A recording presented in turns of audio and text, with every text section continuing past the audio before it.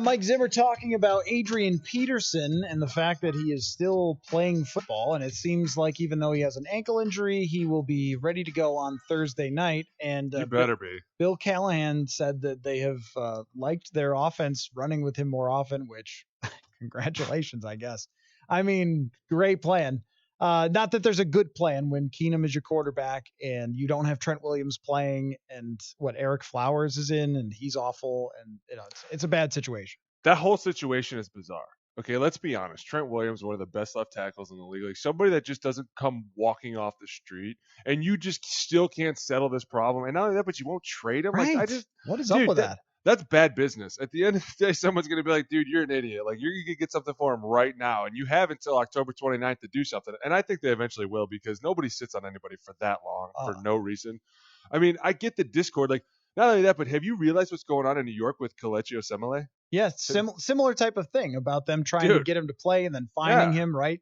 It's incredible. They're finding him every day because he's like, I'm refusing to play because I'm hurt and I want to have this surgery. And they're like, no, we're refusing to let you have this surgery. Like, dude, what is going on right now? And they find him because he refused to play in the game last night. Yeah. Like, and it is baffling to me. Not that I blame anyone for not wanting to play for the Jets or Washington. I mean, I for one am shocked that the Jets and Washington are the two franchises that are having this issue. But when it comes to Williams, if he's saying he doesn't trust his team to handle his injuries correctly, well, then you have to trade him, basically. It's a horrible look for them, but they couldn't look much worse anyway. And not trading him is even dumber. It's like, it's just not even good business where you're a tanking team. You're going to get a high pick. Someone would they just gave up 2 picks for Jalen Ramsey. Someone will give you a first round pick for Trent Williams. And that's a pretty darn good deal for a guy who's in his 30s. I don't understand that at all. But Cleveland just offered him. Cleveland totally makes sense for him.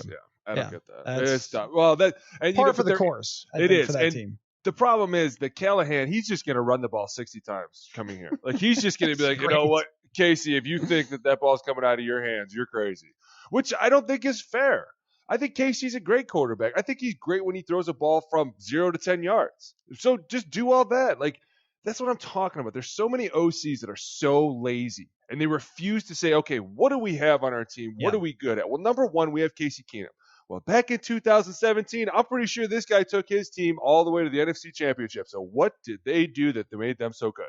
Yeah, they have some great players around them. And yeah, we might be a little handcuffed. But that's your own damn fault, okay? Because you had every offseason to go out and get all these pieces around him. And you didn't think that Alex Smith was really going to come back, did you? Because we all know the truth now that, like, he had 17 surgeries and it's, like, incredibly bad on his leg.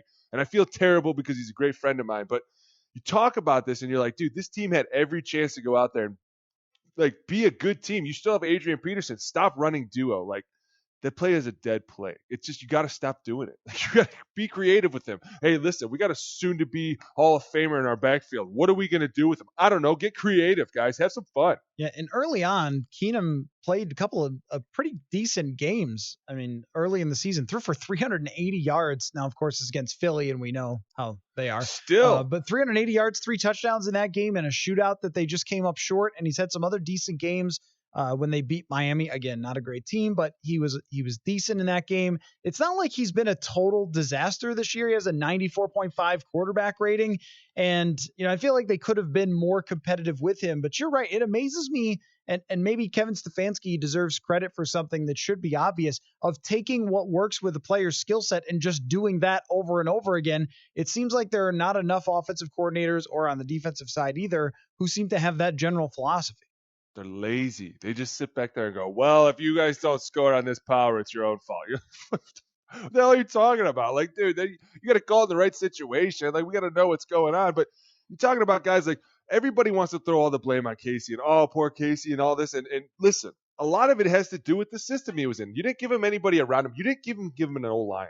I mean, you didn't put anybody in front of him. You gave Eric Flowers, who everybody has deemed as one of the worst offensive linemen ever to play in the NFL. You put that as his left tackle, and you were like, hey, this will suffice. And not only that, but then we're going to go out and get the oldest left tackle in the league, in Donald Penn, who just came off like 3 injury-riddled seasons, and we're going to make him your real left tackle. Like, dude, now you're just being, like, facetious. This is a joke.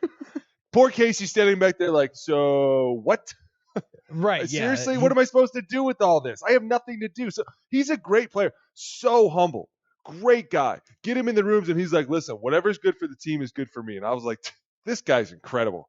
First time I've really ever heard a quarterback say something like that. That's awesome. Yeah, and his leadership, I think, was so strongly appreciated by the team that I'm sure there were some guys outside of even just the fans who liked Casey. Now I'm calling him Casey too. His name is Casey, by the way.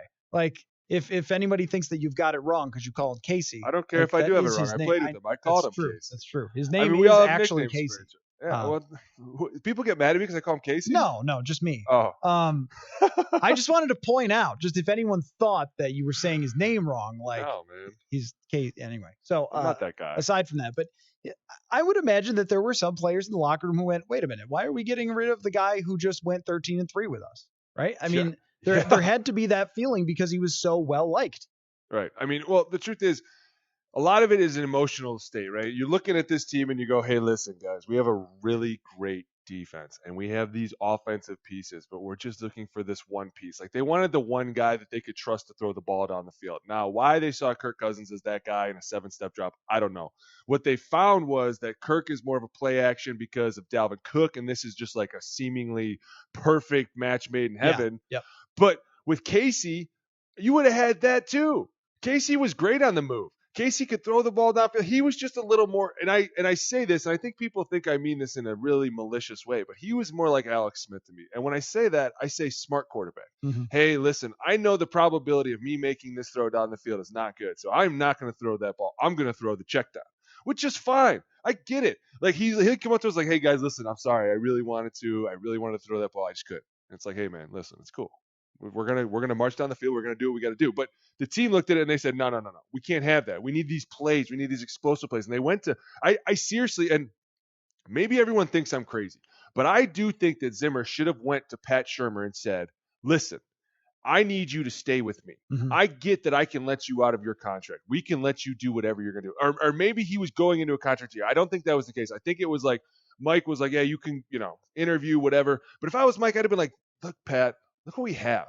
Like, we have something so awesome here. I'm not like, look at Josh McDaniels. He went back. He could have been the head coach. He was like, no, dude, I'm going to go ride this ship as long as I can. And then I'm going to take over that ship. Like, I just think that Pat left too early. Casey got kicked out the door too soon. Had that team come back, maybe you get some awesome new pieces to play with. Dude, that would have been the team to reckon with. Yeah, and it would have been a different situation with the amount of cap space they would have been able to spend. I have an interesting stat for you here, 2017, about Keenum's performance that year, and where there are some similarities with Cousins. Even though Cousins is no doubt better at throwing the ball down the field, Cousins is one of the best quarterbacks in the NFL throwing deep. 2017, Case Keenum was 7th best in the NFL when using play action. Kirk Cousins was 3rd, and Cousins is often toward the top. But there are some similarities there. If you want Case Keenum to succeed, you have to give him the 2 wide receivers. You have to give him protection. You have to give him play actions and rollouts and things like that. And then he can do a little bit of extra with his legs and his ability to improvise, which Kirk Cousins cannot do. And I guess the question that we're always going to be asking ourselves about Keenum is, had he come back, what would have happened last year? Like, would they have been in the playoffs? Would they have been able to overcome some of the things that they didn't?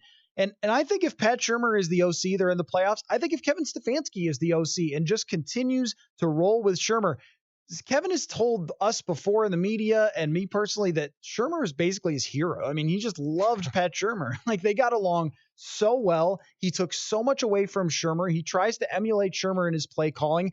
And I think that even if Cousins was just with Stefanski last year running the Shurmur style offense, they're better. And I think Keenum would have continued to succeed. I don't think you can look at Denver and Washington and say, no, that's who Case Keenum really can be. Well, those two teams both fired their coaches. Right. And I say Pat Shurmur because Pat and Casey had a really special thing going on. And you could tell, like, you could see it on the sideline and the way they talk. And you could tell, too, by the way the guys talked to Casey on the sideline, the way the guys would come up and, like, interact with them, And that's why I say you can't just let one go and the other one stays and everything's fine. Like, yeah, maybe it does work out with Stefanski, but maybe it doesn't. Maybe they don't have the thing that gels together. Maybe they don't laugh on third down when it's a timeout and they're in the huddle together. And you know what I'm saying? Like, Yeah, that's the thing that makes a coach and a player so special. And sometimes I've been like, hey, I think Shermer leaving was kind of a bad decision. People are like, dude, you're an idiot. That guy got to be a head coach. Yeah. Do you think he's really over there in New York right now? Like, right. man, How's that working out for you? this is great. It's not great. There are better scenarios that he could have landed. There are way better jobs he could have had than the New York job. I'm sorry, but to be the guy to have to get rid of Eli Manning, like, that will forever go down in history.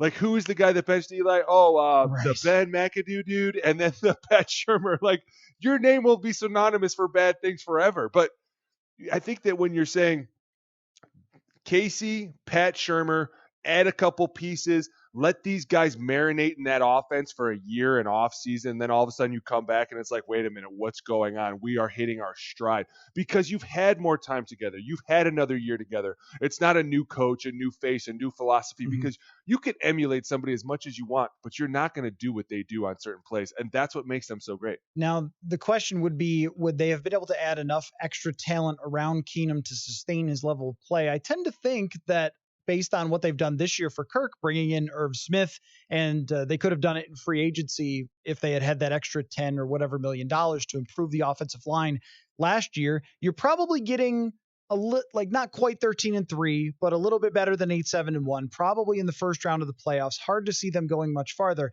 And if it was now and you draft these players, I think the results are fairly similar, even though I do think that Cousins is a lot more talented as an overall thrower of the ball. But both of these quarterbacks have something similar, and that's that their circumstances around them have a great deal to do with how successful they are. So Cousins, even though he's a 4th-round draft pick, fell into a great situation. He's got Sean McVay there. He's got Deshaun Jackson, Pierre Garçon, Jordan Reed in his prime, Trent Williams, as you mentioned. I mean, great offensive line. Brandon Schreff was a top pick, I think 4th overall guard, which says a lot if you're a 4th overall guard. So Keenum has not had that. He's in Houston where someone else is benched. He's in St. Louis and Los Angeles where they're under Jeff Fisher and falling apart. Fire. And that was terrible. We've seen the both sides of the spectrum with Keenum. We've never really seen the bad side with Cousins because he's always had pretty good circumstances. And that would lead me to believe that you could get closer to the maximum Keenum, but I'm not sure either one you would say, oh, we could definitely win a Super Bowl with this guy. I think what's attractive, though, about Keenum is what you mentioned, where the personalities of these two quarterbacks are just very different, where Cousins seems like if this was an office environment, he would be the executive guy that you'd sort of have to go to his office and be like, yeah, well, let me explain what happened, sir. And with Keenum, he's the guy with more of the hard hat, or he's the working class type of guy. And there might be a difference there in some situations when things got a little hairy. I agree. It's like the boss versus the leader, like the picture, the guy's above the other people, like with the hand pointing down, like do this, and the other guy's with them pulling it. I agree. I think that when you're talking to guys, you're like, when you talk to anyone that's ever played with Casey Keenum, they're like, dude, that guy's awesome. They're one of the greatest guys, one of the funniest guys to be around, just went with the flow. And when you're a football team and you see people taking shots at a guy like that, you start to get naturally defensive, right? Like you're kind of like, you know what? That's my dude, man. Don't be doing that. Well, then you see other teams kind of taking shots like, you know what? All right, now it's on. Like something sparks that relationship that you're like, you know what, dude? This is our guy. We're going to fight for him. You're right. When it's an executive role, it's kind of like, well, he kind of brought it upon himself, didn't he? I mean, he's getting paid to take this criticism, right, guys? I mean, he'll be fine. He's tough skinned. No, maybe? Okay. Not really. Not really. No, not really. No. And that's where, as we try to decide how this is all going to work out, there will be other games where we'll get a much better sense if anything is really different, and if you can continue to have the supporting cast raise him up to this level, or if when the adversity comes again, if we're going to see another appearance like we did in Green Bay